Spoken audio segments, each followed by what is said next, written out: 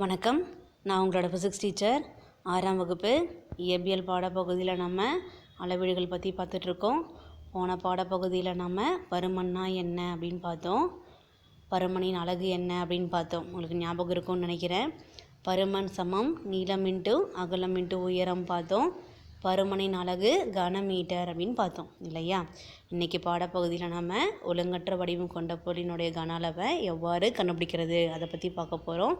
பாடப்பகுதிக்கு போகிறதுக்கு முன்னாடி உங்களுடைய சயின்ஸ் புக் எடுத்துக்கோங்க, கையில் பென்சில் வச்சுக்கோங்க. எதெல்லாம் முக்கியம்னு சொல்கிறோமோ அதெல்லாம் அன்லைன் பண்ணி வச்சுக்கோங்க. அப்போ தான் படிக்கிறதுக்கு உங்களுக்கு ஈஸியாக இருக்கும்.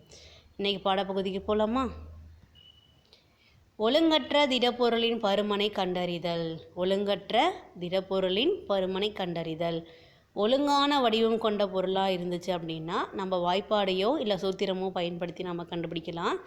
ஒழுங்கற்ற வடிவம் கொண்டதாக இருக்கிறதுனால நம்ம நேரடியாக என்ன பண்ண முடியாது, ஃபார்முலாவோ இல்லை வாய்ப்பாடையோ பயன்படுத்த முடியாது இல்லையா. கொடுத்துருக்காங்க பாருங்கள். ஒரு ஒழுங்கற்ற வடிவம் கொண்ட திடப்பொருளின் பருமனை கணக்கிட வேண்டும் என்று நீ விரும்பினால் அதை எவ்வாறு செய்வாய்ன்னு கேட்டிருக்காங்க. அதை எவ்வாறு செய்வாய், எப்படி செய்ய போகிறீங்கன்னு கேட்குறாங்க சரியா. அதற்கென்று தனியான ஒரு கணித வாய்ப்பாடோ அல்லது சூத்திரமோ இல்லை. இதுக்காக நம்ம தனியான ஃபார்முலா கிடையாது, இல்லை வாய்ப்பாடு கிடையாதுன்னு சொல்கிறாங்க. ஆனால் என்ன பண்ண முடியும், அதனோட பருமனை கண்டுபிடிக்க முடியும்னு சொல்கிறாங்க. ஆனாலும் அவைகளின் பருமனை காண பல வழிகள் உள்ளன. பல வழி இருக்குது. அதில் ஒன்று நம்ம இங்கே பார்க்கலாம். ஒரு பருப்பொருள் எவ்வளவு இடத்தை அடைத்து கொள்கிறதோ அதுவே அதன் பருமனாகும். இப்போ பருமன்றது என்னென்னா, ஒரு பொருள் ஒரு இடத்துல வைக்கிறீங்க, அந்த இடத்த அந்த பொருள் அடைத்து கொள்ளுமே ஆனால் அடைத்து கொள்ளப்பட்ட அந்த இடம்தான் அந்த பொருளினுடைய பருமன் நம்ம சொல்கிறோம் இல்லையா. பருமன் வரையறு, பருமன் என்றால் என்ன, பருமன் என்பது யாது, இந்த மாதிரி எந்த கேள்வி கேட்டாலையும் இதை தான் நீங்கள் பதிலாக எழுத போகிறீங்க. அன்லைன் பண்ணிக்கோங்க. ஒரு பருப்பொருள் எவ்வளவு இடத்தை அடைத்து கொள்கிறதோ அதுவே அதன் பருமனாகும் சொல்கிறோம் இல்லையா.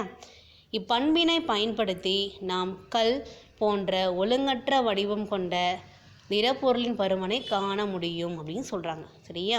அப்போ கல் மாதிரி மரதா ஷேப்பில் இருக்கக்கூடிய பொருளினுடைய கன அளவையும் நம்ம கண்டுபிடிக்கலாம் அப்படின்னு சொல்கிறாங்க சரியா.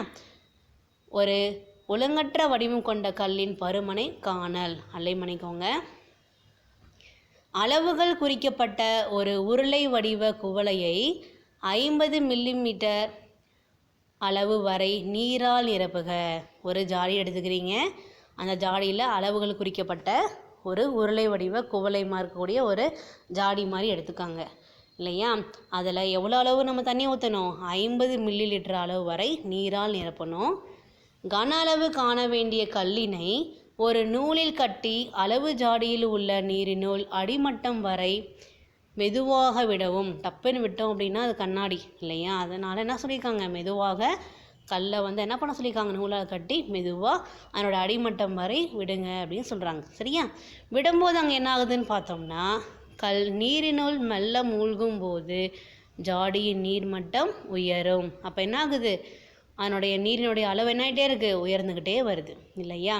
நம்ம சின்ன வயசில் காக்கா கல் போட்டு பானையில் கொஞ்சம் தண்ணி மேலே வந்ததுக்கப்புறம் தண்ணி குடிச்சிட்டு பறந்து போச்சுன்னு கதை கேள்விப்பட்டுறோம் இல்லையா. அதே மாதிரி தான் கல் உள்ளே போனோடனே தண்ணியோட அளவு உயர்ந்து வருதுன்னு சொல்கிறாங்க சரியா. உயர்ந்த மட்டம் 75 மில்லி லிட்டர் என்க.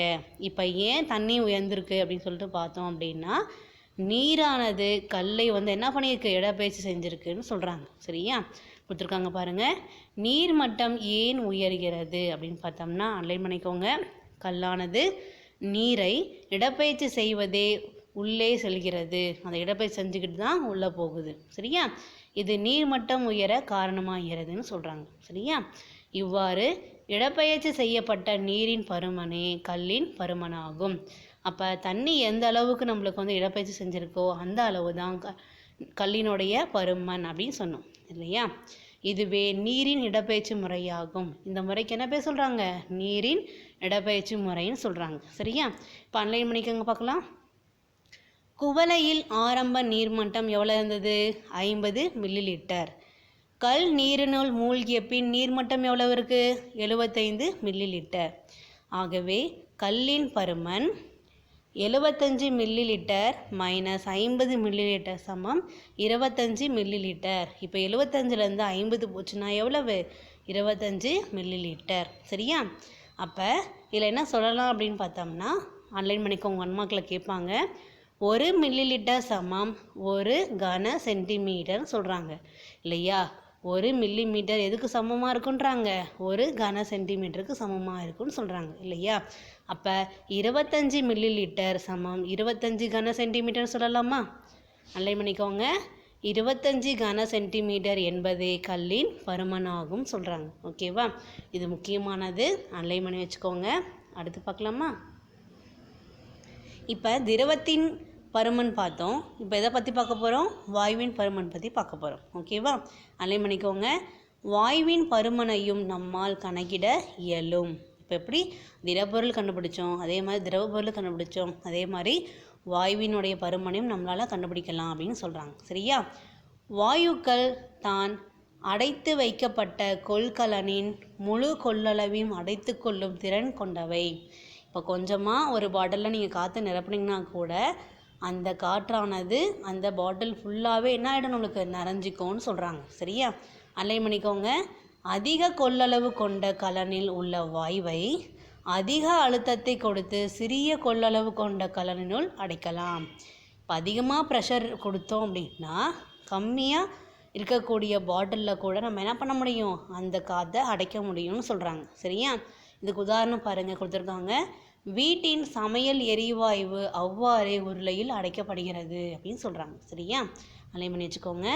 எனவே வாயுக்களின் பருமனை கணக்கிடுவது என்பது திட மற்றும் திரவ பொருட்களின் பருமனை கணக்கிடுவது போல எளிதானது அல்ல. சரியா? இப்போ திடப்பொருளாக இருந்துச்சாலும் சரி, திரவ பொருளாக இருந்துச்சாலும் சரி, நம்ம பருமனை ஈஸியாக கணக்கிடலாம். ஆனால் வாயுவை நம்ம அப்படி கணக்கிட முடியாது. இல்லையா? அடைத்து வைக்கப்பட்டுள்ள வாயு எந்த அழுத்தத்தில் உள்ளது என்பதை தெரிந்து கொள்வது மிக அவசியமானது. இப்போ நம்ம அடைச்சி வைக்கிறோம் இல்லையா காற்று, அதனுடைய அழுத்தம் எவ்வளவு நம்ம தெரிஞ்சு வச்சுக்கிறது ரொம்ப ரொம்ப அவசியம். ஆனால் இதை நம்ம மேல் வகுப்பில் தான் விரிவாக நம்ம படிக்க போகிறோம் இல்லையா? இதை பற்றி மேல் வகுப்பில் விளக்கமாக கற்க உள்ளோம் அப்படின்னு கொடுத்துட்டாங்க. சரியா? அடுத்து அன்லைன் பண்ணிக்கோங்க.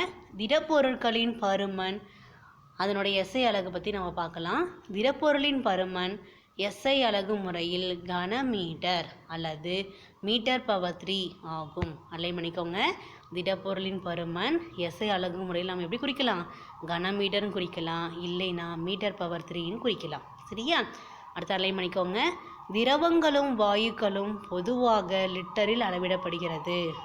திரவத்தை லிட்டரில் அளக்கிறோம், அதே மாதிரி வாயுக்களையும் நாம் லிட்டரில் அளக்கிறோம்னு சொல்கிறோம். சரியா? இவைகளை நீளத்தை போல மீட்டர் கியூப் அல்லது கன மீட்டரிலும் அளவீடு செய்யலாம். இப்போ நீளத்தை நம்ம அளக்கிற மாதிரியே இதையும் அளவீடு செய்யலாம்னு சொல்கிறாங்க. சரியா? அப்போ மீட்டர் கியூப் இல்லைன்னா கன மீட்டர் நம்ம எழுதிக்கலாம். ஓகேவா? இது முக்கியமான 1 மார்க்கு, அன்லைன் பண்ணிக்கோங்க. 1 கன மில்லி மீட்டர், அதாவது மீ போட்டு 3 மேலே போட்டிருக்காங்க இல்லையா? இதுக்கு என்ன அர்த்தம்னாக்க கன மில்லி மீட்டர்னு அர்த்தம் இல்லையா? 1 கன மில்லி மீட்டர் சமம் 1 மைக்ரோ லிட்டர். 1 மைக்ரோ லிட்டர் அன்லைன் பண்ணிக்கோங்க. அதே மாதிரி 1 கன சென்டிமீட்டர் சமம் 1 மில்லி லிட்டர். 1 கன சென்டிமீட்டர் சமம் 1 மில்லி லிட்டர். அதே மாதிரி 1 கன மீட்டர்ன்றது எதுக்கு சமமாக இருக்குன்னா 1 கிலோ லிட்டருக்கு சமமாக இருக்குது. ஓகேவா? இது 3மே ரொம்ப ரொம்ப முக்கியமான 1 மார்க்கு, அன்லைன் பண்ணி வச்சுக்கோங்க. இந்த பாடப்பகுதியில் நாம் ஒழுங்கான வடிவம் கொண்ட பொருளுடைய கன அளவு கண்டுபிடிக்கணும் அப்படின்னா வாய்ப்பாட்டை பயன்படுத்தலாம். அதுவே ஒழுங்கற்ற வடிவம் கொண்ட பொருளினுடைய பருமனை கண்டுபிடிக்கணும் அப்படின்னாக்க அளவுகள் குறிக்கப்பட்ட அளவு குடுவை வச்சு கண்டுபிடிக்கலாம் அப்படின்னு சொன்னோம். அதுக்கு நீரின் இடப்பெயர்ச்சி முறையை பயன்படுத்தலாம் அப்படின்னு சொல்லியிருந்தோம் இல்லையா? அதுக்கப்புறம் வாயுக்கினுடைய பருமனை எவ்வாறு கண்டுபிடிக்கலாம் அப்படின்னு பார்த்தோம் இல்லையா? இதெல்லாமே முக்கியமானது, இதெல்லாமே அன்லைன் பண்ணி வச்சுக்கோங்க. இந்த கடைசியாக சொன்ன 3 1 மார்க்கும் மிகவும் முக்கியமானது, படித்து எழுதி பாருங்கள். அடுத்த பாடப்பகுதியில் நாம் நிறைனா என்ன, எடைனா என்ன, பொதுவான தராசுனா என்ன, மின்னணு தராசுனா என்னன்றதை பற்றி கொஞ்சம் விரிவாக பார்க்கலாம். அடுத்த பாடப்பகுதியில் பார்க்கலாம். நன்றி.